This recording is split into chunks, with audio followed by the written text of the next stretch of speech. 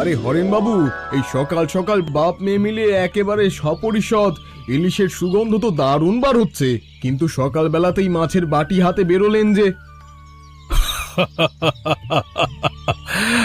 আর বলো না ভবেন বাবু, মিনুর মাছকে সকালে ওপার বাংলার খাস রেসিপিতে দারুণ ইলিশ মাছ রান্না করতেছে। ভাবলাম গরম গরম তোমাদের জন্য একটু নিয়ে আসি, তাই চলে এলাম। এটা আপনাদের দিয়ে মেয়েকে নিয়ে সোজা স্কুল মাঠে ফুটবল খেলা দেখতে যাব। আজকে উত্তর গ্রাম আর দক্ষিণ গ্রামের ফাইনাল খেলা, বুঝলেন? ওরে বাবা, ফুটবল খেলা? ওই রোদের মধ্যে এক দাগ ছেলের একটা বলের পেছনে ছোটাছুটি দেখা, ওসব আমার আবার একদম ভালো লাগে না মশাই। তার চেয়ে বারান্দায় বসে চিংড়ি মাছের মালাইকারি আর মিষ্টি খাওয়া অনেক শান্তির। মশাই, তুমি ঘটি মানুষ তো, তাই ফুটবলের মহিমা বুঝবে না। হ্যাঁ, একবার যদি এই খেলার রস পেয়ে যাও না, তবে মন সারাক্ষণ মাঠেই পড়ে থাকবে। বাবা, তাহলে তো না ভালোবাসাই ভালো। এমনিতেই সংসারের হাজার ঝামেলা, তার উপর আবার ফুটবলের নেশা চাপলে তো রক্ষে নেই। তা অবশ্য মিশে বলননি, তার সে ভালো না লাগাই ভালো। আমার অবস্থাটাই দেখুন না, ছটফটানি এমন পর্যায়ে পৌঁছে যায় যে খেলা না দেখে থাকতেই পারি না। তার নিজে তো খেলা পাগল, এইটুকু মেয়েটাকেও রোদের মধ্যে মাঠে নিয়ে যাচ্ছ। ছোট হলে কি হইব, ও তো আমার রক্ত। মিনুও এখন আমার মতো একেবারে খেলা পাগল হয়ে গেছে। চল মা চল, আমরা চলে যাই, দেরি হলে আবার খেলা শেষ হয়ে যাইব। চল চল। চা খেয়ে যাও হরেন। আর একদিন খাবো। তোমরা দুজনে মিলে কত সুন্দর ছবি এঁকেছো গো। মিনুর আঁকা আর পিন্টুর রং একেবারে পারফেক্ট যুগলবন্দি। হ্যাঁ, দেখেছো বিপ্লবদা, এই গাছটা কিন্তু পিন্টু একাই এঁকেছে, আমি শুধু বাড়িটা এঁকেছি। আর মিনুর বাড়ির চালের লাল রংটা আমি করেছি বিপ্লবদা। দেখো তো ঠিকঠাক হয়েছে কিনা। একদম ফার্স্ট ক্লাস।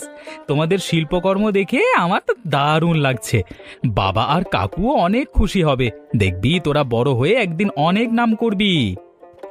ধুর, বাবার ভবেন কাকু তো সারাক্ষণ ইলিশ আর চিংড়ি নিয়ে তর্ক করে, আমাদের ছবি ওনারা বুঝবেনই না। একদম ঠিক বলেছিস মিনু, আমার বাবা তো খাওয়া ছাড়া কিচ্ছু বোঝে না। তা যা বলেছিস। আচ্ছা পিন্টু, তুই এই মেঘগুলো একটু নীল রং দিচ্ছিস না কেন? আকাশটা তো মেঘলা চৈত্র মাসের মতো লাগছে। সত্যি বিপ্লবদা, আকাশে কেমন যেন মেঘ জমেছে, হঠাৎ করে বাতাসটাও কেমন ঠান্ডা হয়ে গেল না। তোরা তাড়াতাড়ি ছবি এঁকে ঘরে ওঠ, মনে হচ্ছে ঝড় বৃষ্টি আসতে পারে, বুঝলি? ও দিদি, শুনছো? রেডিওতে বললো আজকে নাকি ভীষণ বড় ঝড় হবে। এই ঝড়ের মধ্যে তোমাদের এই টিনের ছাউনি দেওয়া বাড়িতে থাকা একদম ঠিক হবে না। তাই নাকি রে লতা? আমি তো ভাবলাম সাধারণ কালবৈশাখী, কিন্তু এখন তো দেখছি চারদিকে একেবারে অন্ধকার হয়ে আসছে। হ্যাঁ দিদি, আকাশের দিকে একবার তাকাও। আমাদের ওই ছাদের পাকা বাড়িটায় তোমরা সবাই চলে এসো, ওখানে নিরাপদে থাকতে পারবে। তা যা বলেছ বোন, টিনের চালে বড্ড ভয়, কিন্তু বিপ্লব আর ওর বাবা তো এখন মাঠ থেকে ফিরলই না, ওদের ফেলে একা যায় কি করে? তোমরা দেরি করো না দিদি, তাছাড়া এই বৈশাখী ঝড়ে বাজ পড়ার সম্ভাবনাও অনেক বেশি থাকে। বাজ পড়লে ছাদের পাকা বাড়িটা অনেকটা নিরাপদ। ওমা, তাই তো। ঠিক আছে লতা, তুমি যাও, আমি ঘরের জানলাগুলো কোনো মতে আটকে মিনুকে নিয়ে একটু পরেই আসছি। আচ্ছা দিদি, আমি তবে দরজা খোলা রাখছি, তোমরা কিন্তু আর দেরি করো না, তাড়াতাড়ি চলে এসো। মা, কাকিমা, তোমরা চিন্তা করো না, আমি পিন্টু আর মিনুকে আগেই খাইয়ে দিয়েছি, ওরা এখন নিশ্চিন্তে ঘুমোচ্ছে, আর এগুলো তোমাদের সবার জন্য নিয়ে এলাম। তোরা খা মা, কিন্তু আমার গলা দিয়ে যে জলও গলছে না, আমার মনটা বড্ড আনচান করছে, বুকটা কেমন যেন কাঁপছে। আহা করুণা বৌদি, এত ভেঙে পড়বেন না। হরেন আর বিপ্লব তো বাচ্চা ছেলে নয়, ঝড় শুরু হতেই হয়তো কোথাও মাথা গোজার মতো নিরাপদ আশ্রয় পেয়ে গিয়েছিল। আপনি বুঝছেন না ভাবেন বাবু, আমরা যখন নিজেদের ঘর ছেড়ে আপনাদের এখানে আসি, তখনও বিপ্লব আর ওর বাবা বাড়ি ফেরেনি। এই মাঝরাতে এমন দুর্যোগে ওরা কোথায় থাকবে বলুন তো? দিদি শান্ত হও, বিপ্লব ও ঠিক ওর বাবাকে আগলে রাখবে, আর হরেন দাদা তো এই এলাকার অলিগলি সব চেনে, ঠিক কোনো ব্যবস্থা করে নেবে। লতা একদম ঠিক বলেছে। তাছাড়া মাঠের দিকটায় তো পাকা ক্লাবের ঘরটাও আছে। আমার মনে হয় ওরা ওখানেই আটকে পড়েছে। ঝড়টা একটু কমলেই ওরা চলে আসবে। তুমি খেয়ে নাও তো। হ্যাঁ কাকিমা, বাবা ঠিকই বলেছে। বিপ্লবদা থাকতে কাকাবাবুর কোনো ক্ষতি হতে পারে না। তুমি খালি পেটে থেকো না কাকিমা, অল্প করে হলেও দুটো খেয়ে নাও। তোরা বলছিস তখন তবে তাই হোক। হে উপরওয়ালা, ওরা যেন ভালো থাকে। ওগো, তোমরা ভালো আছো তো? সারাটা রাত আমি এক ফোঁটা চোখের পাতা এক করতে পারিনি। আরে শান্ত হও মিনুর মা, আমরা একেবারে অক্ষত আছি। বিপ্লব পাশে থাকতে আমার কোনো চিন্তা আছে? আসলে মাঠ থেকে ফেরবার পথেই এমন তুমুল ঝড় বৃষ্টি শুরু হলো যে এক পা এগোনোর উপায় ছিল না। তাই আমরা রাস্তার পাশে লতিকা পিসির পাকা বাড়িতে আশ্রয় নিয়েছিলাম। আমি তো খুব ভয় পেয়ে গিয়েছিলাম বিপ্লবদা, আমাদের টিনের চালটা যদি উড়ে যেত। সেটাই তো, মাঝরাতে ঝড় একটু কমলে আমরা কোনো মতে বাড়ি ফিরে দেখি দরজায় তালা। তোমরা ঘরে নেই দেখে আমাদের যে কি চিন্তা হচ্ছিল, বুকটা দুরু দুরু করছিল যে তোমরা কোথায় গেলে। লতা এসে জোর করে ওদের পাকা বাড়িতে নিয়ে গেল, নইলে কাল রাতে যা তাণ্ডব হয়েছে আমরা তো ভয়েই মরে যেতাম। ভবেন বাবু আর লতা কাল আমাদের আগলে রেখেছিল। দেখলে তো, বাঙাল ঘটির লড়াই যতই থাক, বিপদে ওই ঘটিরাই বুক দিয়ে আগলে রাখলো। আজকে বিকেলে ওদের জন্য কিছু রান্না করে দিও, আমি নিয়ে যাবো। হ্যাঁ, সে হবে ক্ষণ, আগে কিছু রান্না করে তোমাদের খাওয়ার ব্যবস্থা করি। কিরে তিথি, ঝড়ের ধাক্কা সামলে পড়াশোনা কেমন চলছে? সামনেই তো ফাইনাল পরীক্ষা, তোর তো আবার ফার্স্ট ক্লাস চাই চাই, তাই না? পড়াশোনা ভালোই চলছে বিপ্লবদা, কিন্তু এই ঝড়ের জন্য কারেন্ট ছিল না দুদিন। সিলেবাসের 2টো চ্যাপ্টার এখনো রিভিশন দেওয়া বাকি। তোমার প্রস্তুতি কেমন? আমার নোটস গোছানো শেষ, তবে তুই যে চ্যাপ্টারগুলোর কথা বলছিলিস ওগুলো বেশ কঠিন, বিশেষ করে থিওরি পার্টটা একটু জটিল। ঠিক বলেছিস, ওই পার্টটা নিয়ে আমিও একটু চিন্তায় আছি। তুমি কি আমাকে ওটা একটু বুঝিয়ে দেবে? বিকেলে দুজন পড়ার টেবিলে বসলে খুব উপকার হতো। হ্যাঁ নিশ্চয়ই দেব। তুই আজকে বিকেলে আমাদের বাড়ি চলে আসিস, দুজনে মিলে বসলে কঠিন টপিকগুলো একদম সহজ হয়ে যাবে। তাছাড়া মা আজকে পিঠে বানাবে, তুই খেতে পারবি। কাকিমার হাতের পিঠে? তাহলে তো পড়া ডাবল স্পিডে হবে। আমি বাবা মাকেও বলে আসবো, এবার অন্তত পরীক্ষার আগে মাথাটা ঠান্ডা থাকবে। একদম, পরীক্ষার চিন্তা ভুলে তুই চলে আয়। দুজনে মিলে এবার সেরা রেজাল্ট করে আমাদের পাড়ার মুখ উজ্জ্বল করবি, দেখিস। তোমাকে দেখে আমার মাঝে মাঝে অবাক লাগে। বাবার সাথে মাঠে কাজ করিস আর পড়াশোনাও ঠিক মতো করিস, আমি হলে তো পারতাম না। আরে বাবা, হয়েছে হয়েছে, এত প্রশংসা করতে হবে না, চল এবার বাড়ি যাই। কিরে মিনুমা, তাড়াতাড়ি স্কুল থেকে ফিরছিস? তা মুখটা একেবারে পূর্ণিমার চাঁদের মতো চকচক করতেছে কেন? এত খুশি কিসের রে তোর?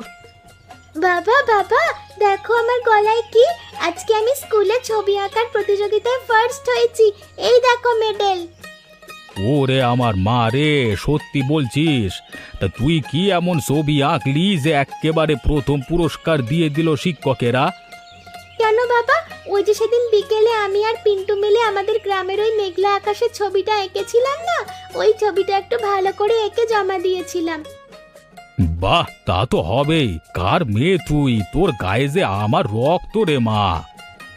হেড স্যার কিন্তু পিন্টুর রঙের খুব প্রশংসা করেছেন, বলেছেন পিন্টুর দেওয়া গাছের সবুজ আর লাল চালের রংটা নাকি দারুণ ফুটেছে।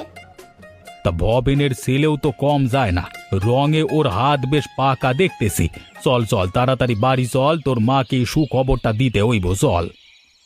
হ্যাঁ বাবা, আর পিন্টুকেও মেডেলটা দেখাতে হবে, ও দেখলেও যে খুব খুশি হবে।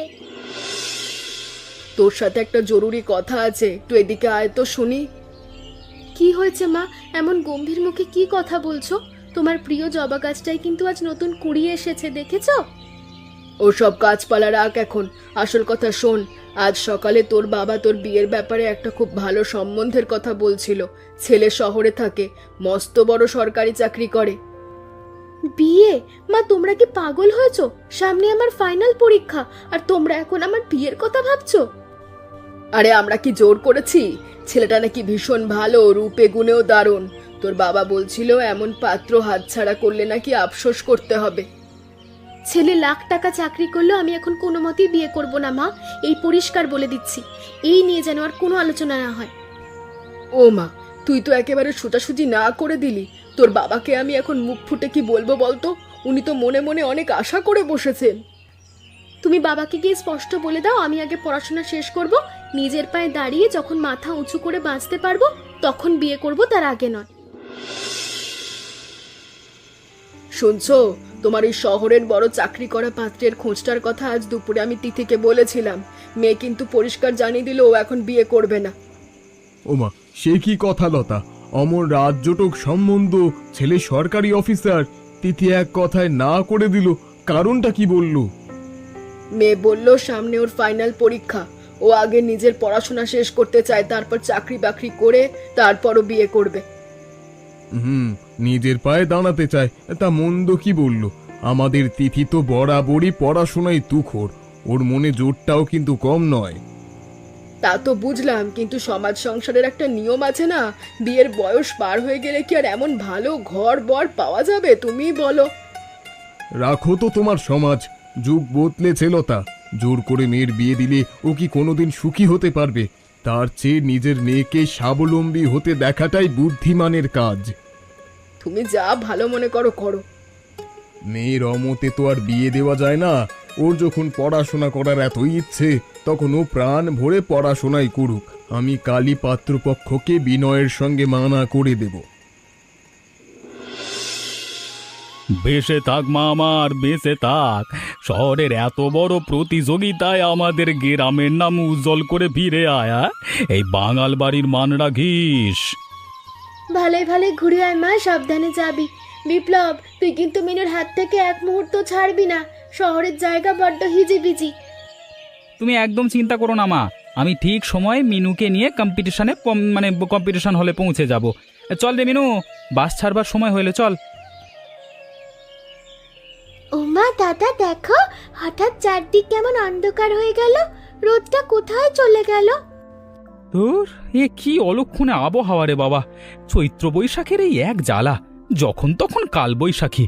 এই ঝড়ে তো বাস রাস্তা সব বন্ধ হয়ে যাবে। ইস রে, এত বড় ঝড় বৃষ্টির মধ্যে এইটুকু মেয়েকে নিয়ে শহরে যাওয়া তো একেবারে অসম্ভব। রাস্তাঘাট সব কাদায় ভেসে যাইমু, গাছ ভেঙে পড়তে পারে। আজকার যাওয়া হলো না রে মা, যাওয়া হলো না। কেন এমন হলো বাবা? আমি কত কষ্ট করে শহরের জন্য নতুন ছবি এঁকেছিলাম।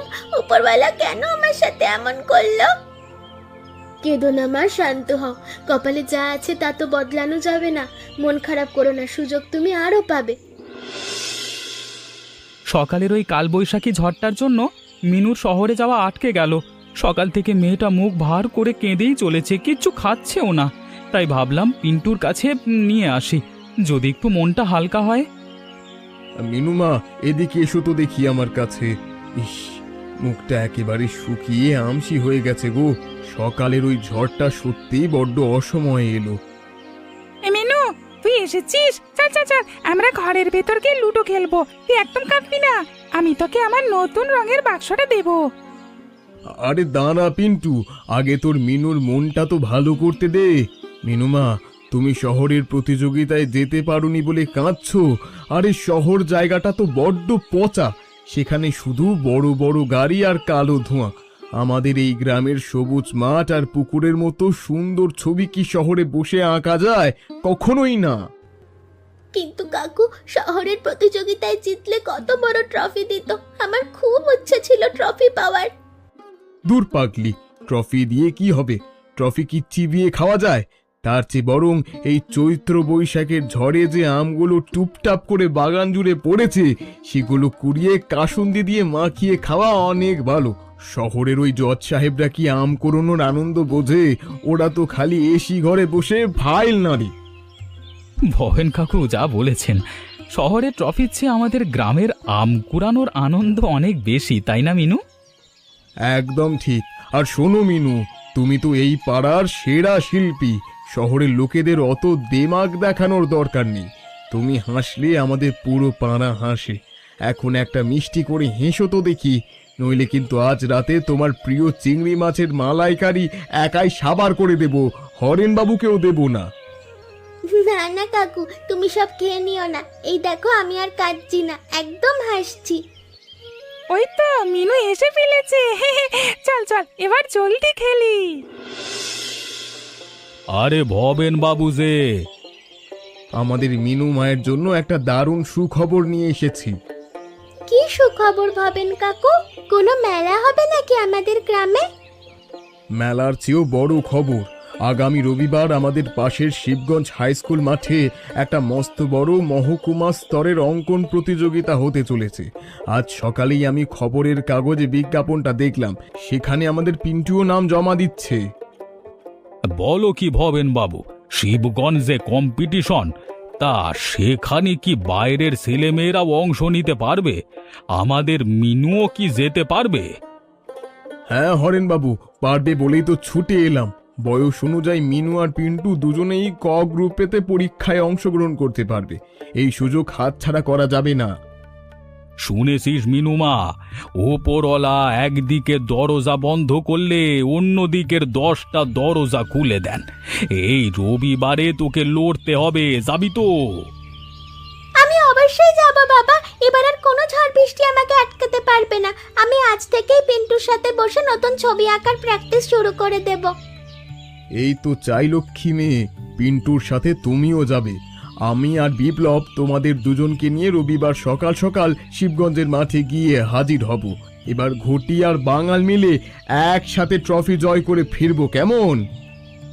একদম খাঁটি কথা বলেছ ভবেন বাবু। রবিবার তবে সকাল সকালই রওনা দেবে ওরা। ও মিনুর মা, ভবেন বাবুর জন্য এক কাপ কড়া করে চা করো তো দেখি।